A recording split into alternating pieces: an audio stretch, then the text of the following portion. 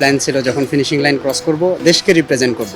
হঠাৎ করে যখন ফিনিশিং লাইনটা শেষ করি একটা সময় মনে হলো যে নিজের অজান্তে আসলে আমি কান্না করে ফেলি, চোখ দিয়ে পানি চলে আসে। লাল সবুজের পতাকা হাতে তখন বিদেশের মাটিতে কেবলই খুব কঠিন একটি প্রতিযোগিতা শেষ করলেন ওমর ফারুক। ঠিক কতটা কঠিন তা বোধ হয় কয়েকটি সংখ্যা বললেই বোঝানো সম্ভব হবে।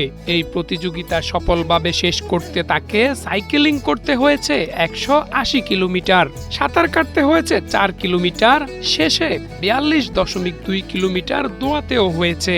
আর এই সবগুলো ধাপ শেষ করার সময় মাত্র 8 ঘন্টা। আয়রনম্যানটা হচ্ছে একদিনের ডিউরেশনে লং ডিস্টেন্সের মধ্যে সবচেয়ে টাফ একটা গেম, যেটা ট্রায়াথলন হিসাবে বেসিক্যালি পরিচিত।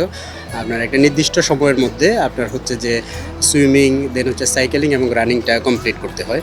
বেসিক্যালি এটাই হচ্ছে আয়রনম্যান।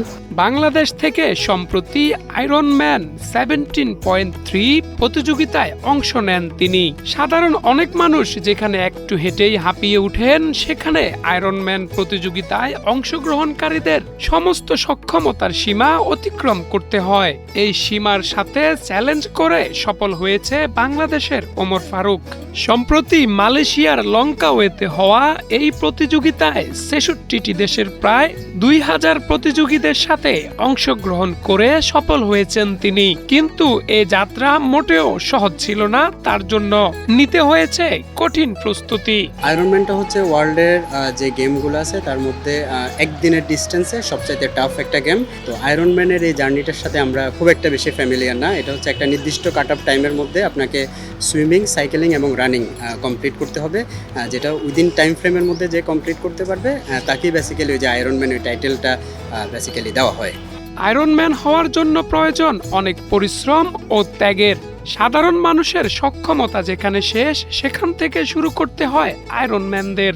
নিজেদের ফিট রাখতে নিয়মিত ব্যায়াম করা, স্বাস্থ্যকর খাবারের পাশাপাশি মানতে হয় কঠিন নিয়ম কানুন।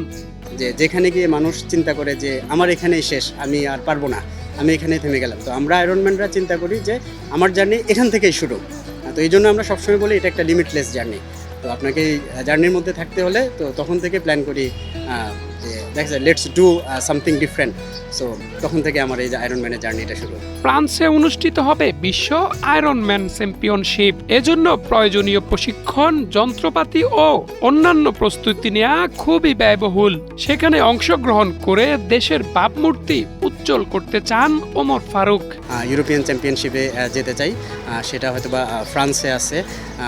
এর বাহিরে ফুল ডিস্টেন্সে ওমানে একটা প্ল্যান আছে, আমাদের ভিয়েতনামে একটা আছে।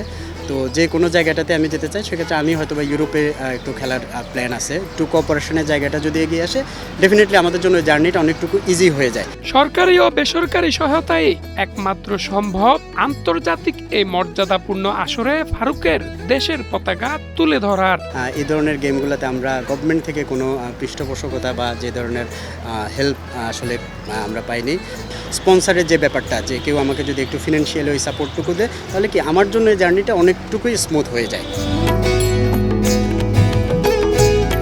ফারুক মজুমদার, ৭১, ঢাকা।